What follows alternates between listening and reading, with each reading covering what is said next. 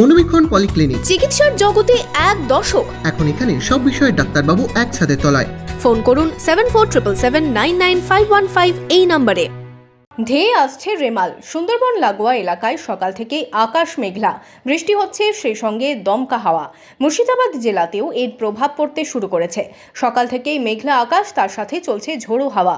মুর্শিদাবাদ জেলাতেও দুর্যোগ মোকাবিলায় প্রস্তুত বিপর্যয় মোকাবিলা দপ্তর। আবহাওয়া পরিবর্তনের আগেও বিভিন্ন ফেরিঘাটগুলোতে সতর্কতা নেওয়া হয়েছে। বহরমপুরে ফেরিঘাটগুলোতে নৌকোয় রাখা হচ্ছে লাইফ জ্যাকেট। ঘাটের কর্মীরা সতর্ক প্রাকৃতিক দুর্যোগ মোকাবিলায়। ঘূর্ণিঝড় এই ঝড়ের আগে আমরা ঘাট বন্ধ করে দিব, মালিকরা বলেছে। আমাদের ভিতরে লাইফ জ্যাকেট সব রাখাই আছে। আর সাধারণ মানুষকে কি বলছো? বলছি বাড়িতে থাকো, সুস্থ থাকো, বাড়ি থেকে যেন না বের হয়।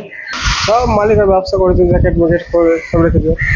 আর যে ঝড় যদি এলে সেরকম ব্যবসা, সেরকম ঝড় যদি ওঠে নৌকা বন্ধ করা যাবে।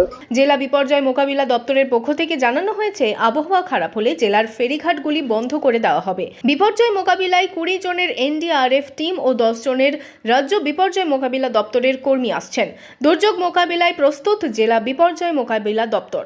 রেমালের প্রভাব পড়ার আশঙ্কায় ভাগীরথীর ঘাটগুলিতে সতর্ক ঘাট মালিকরা জানাচ্ছেন, আবহাওয়া খারাপ হলে বন্ধ করে দেওয়া হবে ঘাট। জ্যাকেটের ব্যবস্থা করা হয়েছে, তারপরে টিউবে রাখা হয়েছে।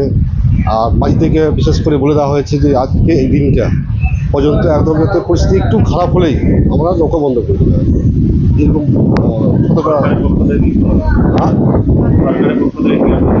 সরকারের পক্ষ থেকে আমরা এখন নোটিশ পাইনি, কিন্তু সংবাদ মাধ্যমে কাগজ মাধ্যমে দেখলাম, টিভি দেখলাম ঘাট বন্ধ করতে বলেছে, কিন্তু একটু টাইমটা কিছু বলেনি। কিন্তু আমরা একটু পরিস্থিতি খারাপ দেখলে আমরা বন্ধ করে দিই, নিজে থেকে বন্ধ করে দিই।